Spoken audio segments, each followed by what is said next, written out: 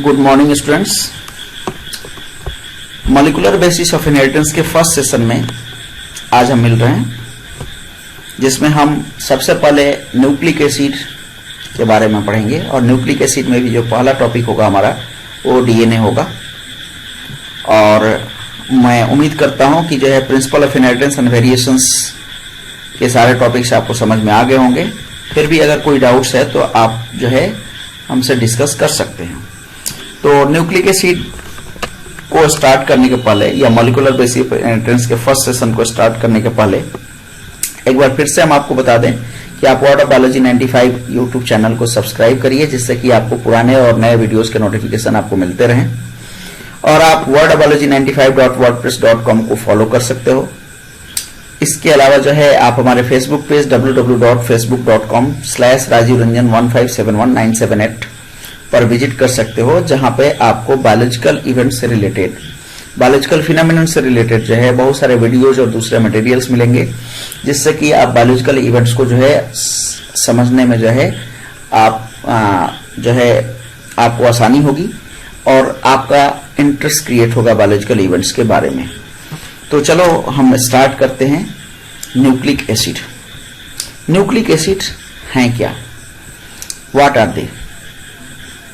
सबसे पहले तो न्यूक्लिक एसिड जो है 4 type of macromolecules actually inside our body, not inside our body बल्कि जो है inside the each and every living cell 4 types of macromolecules are found. Polysaccharides type of carbohydrates, proteins, lipids and nucleic acid. तो fourth are the nucleic acid. तो fourth nucleic acids हैं। और nucleic acid जो है ये होते क्या हैं? Actually these are the chemical link between the generations. ये जनरेशंस के बीच में जो है केमिकल लिंक का काम करते हैं और जो है एक सोर्स होते हैं जेनेटिक इंफॉर्मेशन के, जो कि क्रोमोसोम्स में पाए जाते हैं। और जेनेटिक इंफॉर्मेशन इन्हीं के थ्रू, इन्हीं न्यूक्लिक एसिड के थ्रू वन जनरेशन टू दूसरे जनरेशन ट्रांसमिट होती है। किनसे मिलके बने होते हैं? What are they made of?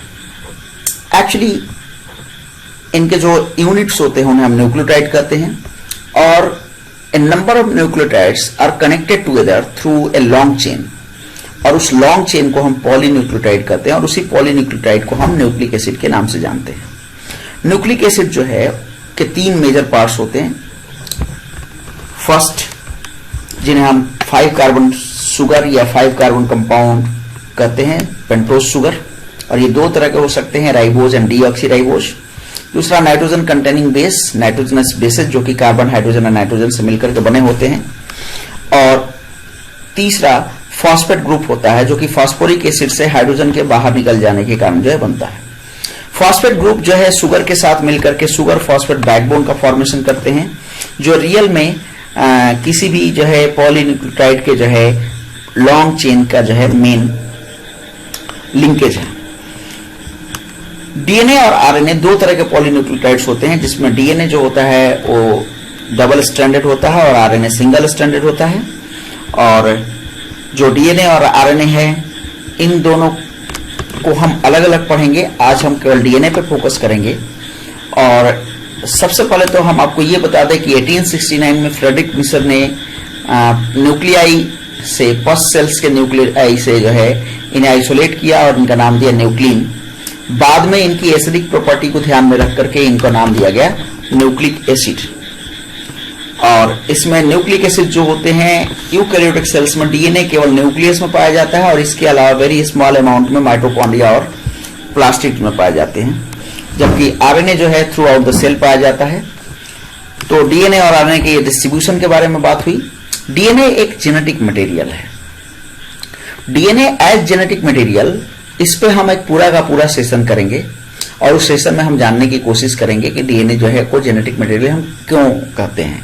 But अभी हमें यह जानना है कि डीएनए इज जेनेटिक मटेरियल, और यही जेनेटिक मटेरियल जो है डिफरेंट कैरेक्टर्स को एक जनरेशन से दूसरे जनरेशन में ट्रांसमिट करता है, प्लस किसी पर्टिकुलर इंडिविजुअल में उस पर्टिकुलर कैरेक्टर को एक्सप्रेस करने के लिए रिस्पॉन्सिबल होता है। तो न्यूक्लिक एसिड के स्ट्रक्चर्स को हम देखने की कोशिश करेंगे। पीछे भी जैसे हमने बताया कि nucleotides are connected together to make a long chain that is called as polymer. और इस न्यूक्लियोटाइड के इस पॉलीमर को, इस लॉन्ग चेन को हम जो है पॉलीन्यूक्लियोटाइड्स कहते हैं। और पॉलीन्यूक्लियोटाइड्स ही न्यूक्लिक एसिड्स है, यानी पॉलीन्यूक्लियोटाइड्स या न्यूक्लिक एसिड का जो एक यूनिट है, एक बिल्डिंग ब्लॉक है, वो है न्यूक्लियोटाइड। तो न्यूक्लियोटाइड के स्ट्रक्चर को अगर हम देखें तो न्यूक्लियोटाइड के स्ट्रक्चर में 3 जो है बेसिक कंपोनेंट्स हैं। नाइट्रोजनस बेसेज जो कि 2 ग्रुप में कैटेगराइज होते हैं, प्यूरिन एंड पिरामिडीन। प्यूरिन जो है डबल रिंग स्ट्रक्चर होता है और पिरामिडीन जो है सिंगल रिंग स्ट्रक्चर होता है। प्यूरिन 2 तरह के होते हैं, एडेनिन एंड ग्वानिन, जिन्हें हम ए एंड जी से डिनोट करते हैं। पिरामिडीन जो होते हैं 3 तरह के होते हैं, साइटोसिन, थायमिन एंड यूरेसिल, जिन्हें हम सी, टी एंड यू से डिनोट करते हैं। एक खास बात यह होती है कि डीएनए में केवल साइटोसिन एंड थायमिन पाया जाता है, यूरेसिल नहीं पाया जाता, जबकि आरएनए में साइटोसिन एंड यूरेसिल पाया जाता है, थायमिन नहीं पाया जाता। तो इस तरह से हम कह सकते हैं या हम जो है बता सकते हैं कि किसी भी न्यूक्लिक एसिड में केवल 4 न्यूक्लियोटाइड नाइट्रोजनस बेसेस पाए जाते हैं, either adenine, guanine, cytosine and thymine और adenine, guanine, cytosine and uracil. Sugar 2 तरह के होते हैं, ribose and deoxyribose sugar. Ribose sugar RNA में पाया जाता है एंड डीऑक्सीराइबोज शुगर जो है डीएनए में पाया जाता है। और फॉस्फेट। तो ये 3 जो है मेजर कंपोनेंट्स हैं या मेन कंपोनेंट्स हैं जिनसे मिलकर के न्यूक्लियोटाइड का स्ट्रक्चर क्रिएट होता है। नाउ यहां पे फिर से एक बार देखने की कोशिश करते हैं। When the sugar is connected to the nitrogenous base, then the combination of base and sugar is called as nucleoside, and when this nucleoside is getting attached with the phosphate, then nucleotide is formed. तो sugar और base मिलकर के nucleoside बना रहे हैं, sugar, base और phosphate मिलकर के न्यूक्लियोटाइड बना रहे हैं। ये एक जो है पॉलीन्यूक्लियोटाइड का स्ट्रक्चर है, न्यूक्लिक एसिड का स्ट्रक्चर है, जिसमें ये एक जो है न्यूक्लियोटाइड है, ये दूसरा न्यूक्लियोटाइड है और ये तीसरा न्यूक्लियोटाइड दिखाई दे रहा है। Base, sugar and phosphate, base, sugar and phosphate, base, sugar and phosphate, ये जो है पॉलीन्यूक्लियोटाइड का फॉर्मेशन हो रहा है। शुगर और फॉस्फेट जिस बॉन्ड के थ्रू आपस में जुड़ते हैं उसे हम फॉस्फोडाइएस्टर बॉन्ड कहते हैं, और शुगर और बेस जिस बॉन्ड के थ्रू जो है जुड़ते हैं उसे हम ग्लाइकोसिडिक लिंकेज कहते हैं। तो this is the glycosidic linkage, this is glycosidic linkage and this is the phosphodiester bond. Base, sugar and acid, acid means phosphate. Ribose जो कि एक पेंटोज शुगर है, यहां पे देखो first carbon, second carbon, third carbon, fourth carbon and fifth carbon. तो ये 5 carbon से बना हुआ राइबोज शुगर होता है। ये spot the difference between the ribose and deoxyribose, that is 1, 2, 3, 4 and 5 carbon, OH, H, HOH, HOH, H, CH2OH. Here 1, 2, 3, 4 and 5. These are the 5 oxygen. जरा यहां देखने की कोशिश करो, 1, 2, 3 and 4, only 4 oxygen atoms are there. यहां जो ऑक्सीजन था, look here, spot the difference, this OH where it is H only, this oxygen is removed from the ribose to produce deoxyribose sugar. तो ये राइबोज एंड डीऑक्सीराइबोज शुगर है, जिनमें ribose जो है RNA के फॉर्मेशन में utilise होता है और डीऑक्सीराइबोज जो है डीएनए के फॉर्मेशन में यूटिलाइज होता है। जैसे sugar phosphate backbone, sugar phosphate, sugar phosphate, sugar phosphate. यहां अगर हम देखने की कोशिश करें तो it is the first carbon, second carbon, third carbon, fourth carbon and fifth carbon. तो अगर हम इस शुगर को देखें तो एक फॉस्फेट इसके थर्ड कार्बन के साथ अटैच हो रहा है और एक फॉस्फेट इसके फिफ्थ कार्बन के साथ अटैच हो रहा है। तो हर शुगर मॉलिक्यूल के साथ 2 फॉस्फेट ग्रुप जो अटैच होते हैं, एक थर्ड कार्बन के साथ और एक फिफ्थ कार्बन के साथ। और अगर जो है, चूंकि हम डीएनए पढ़ रहे हैं तो डीएनए चूंकि डबल हेलिकल स्ट्रक्चर होता है तो 2 स्ट्रैंड्स होते हैं उसमें। तो जो 2 स्ट्रैंड्स होते हैं उनको भी अभी हम देखेंगे, लेकिन फिलहाल अभी हम जो है इस शुगर फॉस्फेट बैकबोन के साथ जो है नाइट्रोजनस बेसेस के कॉम्बिनेशन को देखते हैं। तो this is G is attached with the sugar phosphate, C is attached with the sugar phosphate, C is attached with the sugar phosphate, A is attached with the sugar phosphate, T is attached with the sugar phosphate. तो अब जो है ये एक पूरा का पूरा nucleotide हुआ, ये एक पूरा का पूरा न्यूक्लियोटाइड हुआ, ये एक पूरा का पूरा न्यूक्लियोटाइड हुआ और ये एक पूरा का पूरा न्यूक्लियोटाइड हुआ। तो इस तरह से ये different nucleotides are connected together through the phosphodiester bond, and this linkage linkage or combination of sugar and phosphate is called as the backbone of the DNA. Now here double strands of DNA is looking, यहां देखने की कोशिश करो, देखो यहाँ carbon जो pentose sugar है इसके डायरेक्शन को और इस पेंटोज शुगर के डायरेक्शन को देखो, देखो दोनों आपस में क्या हो रहे हैं, रिवर्स हो गए। यहां पे हमने क्या देखा था कि ऊपर जो है 5th कार्बन के साथ फर्स्ट अटैच हो रहा है और नीचे 3rd कार्बन के साथ अटैच हो रहा है। यहां पे अगर हम देखें तो ऊपर जो है 3rd कार्बन के साथ अटैच होगा और नीचे जो है 5th कार्बन के साथ अटैच हो रहा है। इसमें ज्यादा क्लियर दिखाई दे रहा है। It is the 3rd carbon, phosphate is getting attached with the 3rd carbon and this phosphate is getting attached with the 5th carbon. So this is the 5-3' while this is 3-5'. These are the two anti-parallel direction of the strands. तो DNA में जो है दोनों strands जो होते हैं वो anti parallel direction में होते हैं। और एक और खास बात, जो नाइट्रोजनस बेसेज होते हैं वो आपस में हाइड्रोजन बॉन्ड्स के थ्रू जो है एक दूसरे से जुड़ते हैं और हाइड्रोजन बॉन्ड्स ए और टी के बीच में डबल हाइड्रोजन बॉन्ड्स होते हैं, जी और सी के बीच में ट्रिपल हाइड्रोजन बॉन्ड्स होते हैं। Hydrogen bonds are not the chemical bonds. Hydrogen bonds क्या है? ये जो है इलेक्ट्रोस्टैटिक फोर्स ऑफ अट्रैक्शन होता है दो कंपोनेंट्स के बीच में। यहाँ गुआनिन और साइटोसिन के बीच में ये जो है 3 बॉन्ड्स बन रहे हैं और जो है एडेनिन एंड थायमिन के बीच में ये 2 बॉन्ड्स बन रहे हैं। हाइड्रोजन बॉन्ड्स जो है वो बहुत ही वीक बॉन्ड्स होते हैं और ये सिर्फ और सिर्फ जो है इलेक्ट्रोस्टैटिक फोर्स ऑफ अट्रैक्शन के कारण बनते हैं, जहां पे जो है पोलैरिटी होती है। डीएनए जो है वो 2 स्ट्रैंड से बना होता है जो आपस में एंटी पैरेलल होते हैं, जो कि पीछे ही हमने बता दिया। Adenine is always paired with the T and thymine and guanine is always paired with the C. It means हम कह सकते हैं कि एडेनिन जो है एक प्यूरिन है और थायमिन एक पिरिमिडिन है, यानी एक प्यूरिन बेस जो है एक पिरिमिडिन बेस के साथ जुड़ता है, दूसरा प्यूरिन बेस जो है दूसरे पिरिमिडिन बेस के साथ जुड़ता है।